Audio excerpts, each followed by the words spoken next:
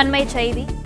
கும்மிடிப்பூண்டி ஆரம்பாக்கம் அருகே வாயை மூடி கடத்தி சென்று சிறுமியல் பாலியல் வன்கொடுமை செய்யப்பட்ட வழக்கில் குற்றவாளியை பிடிக்க கூடுதலாக 12 தனிப்படைகள் அமைக்கப்பட்டுள்ளது. இது பற்றிய கூடுதல் விவரங்களை எமது செய்தியாளர் கதிரவன் வழங்க கேட்கலாம். கதிரவன், வணக்கம். இது குறித்த மேலும் விவரங்கள்.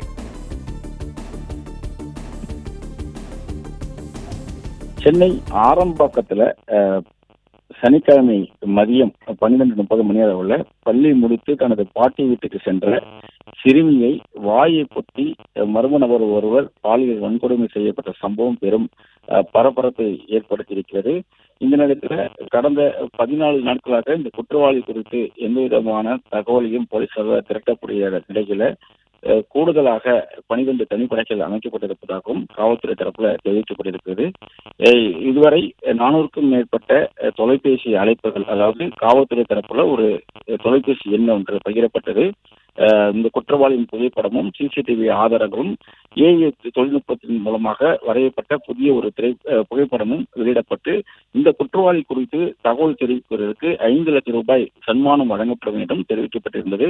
அதன் அடிப்படையில் 400க்கும் மேற்பட்ட தொலைபேசி அழைப்புகள் கிடைக்கப்பெற்று அந்தந்த நபர்களை நேரில் சென்று விசாரணை மேற்கொண்டதாகவும் சிறுமியிடமும் அந்த நபர்களின் புகைப்படத்தை காட்டியதில் அந்த நபர்கள் இல்லை என்பது உறுதி செய்யப்பட்டிருக்கிறது. இதன் அடிப்படையில் தற்போது கூடுதலாக 12 தனிப்படைகள் அமைக்கப்பட்டிருப்பதாகவும் காவல்துறை தரப்புல தெரிவிக்கப்பட்டிருக்கிறது.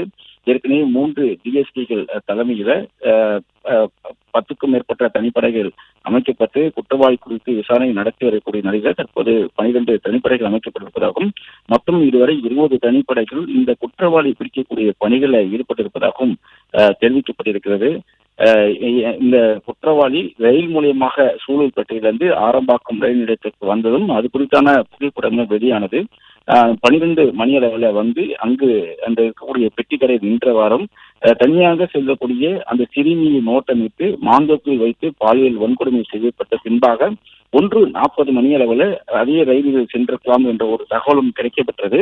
மேலும் அந்த ஆரம்பாக்கம் ரயில் நிலையத்தில் சிசிடிவி காட்சிகள் இல்லாத காரணத்தினால அவர் சென்ட்ரல் நோக்கி சென்றாரா அல்லது மீண்டும் சூலூர்பேட்டை நோக்கி சென்றாரா என்ற ஒரு விசாரணையும் முன்னெடுக்கப்பட்டது. அதே போல இந்த ஆரம்பாக்கம் மாந்தோப்பு பகுதியில இருந்து அந்த சிறுமியை பாலியல் வன்கொடுமை செய்த போது 2 அழைப்புகள், ஒன்று இன்கமிங் காலாகவும் மற்றொன்று அவுட்கோயிங் காலாகவும் அவர் தொலைபேசியை பயன்படுத்தியதும் அதன் அடிப்படையிலும் அந்த செல்போன் எண்ணுக்கு வந்த தொலைபேசி எண்களை வைத்தும் செல்போன் டவர் மூலமாக பல்வேறு எண்களை ஆய்வு செய்திருப்பதாகவும் அவர்களையும் சந்தித்து அவர்கள் குற்றவாளிகளா என்பதை குறித்து விசாரணை நடைபெற்று வந்ததாகவும் காவல்துறை தரப்புல தெரிவிக்கப்பட்டிருக்கிறது. தற்போது ஏஐ தொழில்நுட்பத்தை பயன்படுத்தி அந்த நபர் எங்கிருக்கிறார் என்பது குறித்து விசாரணை நடைபெற்று வருவதாகவும் அந்த தொழில்நுட்பத்தை பயன்படுத்திய போதிலும் அந்த குற்றவாளியை கண்டுபிடிக்காத நிலையில கூடுதலாக 12 தனிப்படைகள் அமைக்கப்பட்டிருப்பதாகவும் மொத்தம் 20 தனிப்படைகள் அமைத்து காவல்துறை தேடுதல் வேட்டையில் ஈடுபட்டிருப்பதாகவும் தெரிவிக்கப்பட்டிருக்கிறது. விரைவில் அந்த குற்றவாளி கைது செய்யப்படுவார் என்றும் காவல்துறைக்கு பொதுமக்களும் உதவிட வேண்டும் என்றும் ஏற்கனவே கொடுக்கப்படக்கூடிய அந்த தொலைபேசி நம்பருக்கு